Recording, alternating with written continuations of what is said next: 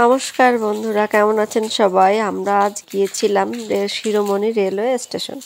অনেকে হয়তো অবাক হবেন, শিরোমণি রেলওয়ে স্টেশন? হ্যাঁ, শিরোমণি রেলওয়ে স্টেশন। এখানে আছে সোনার বাংলা এক্সপ্রেস নামে একটা ট্রেন, যে ট্রেনটা শিরোমণি রেলওয়ে স্টেশন থেকে জাহানাবাদ ক্যান্টনমেন্টে যেয়ে পৌঁছায়। আমরা বিকাল 4টার সময় পৌঁছে গিয়েছিলাম শিরোমণি রেলওয়ে স্টেশনে। যে দেখি সোনার বাংলা এক্সপ্রেস চলে এসেছে।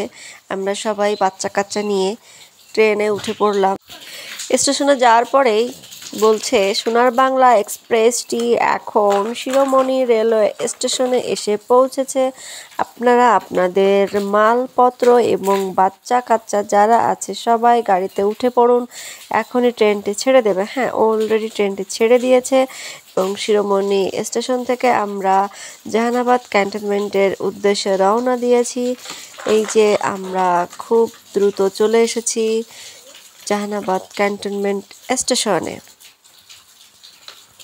সবচাইতে মজার বিষয় হলো, এই ট্রেন লাইনে কোনো শব্দই হয় না।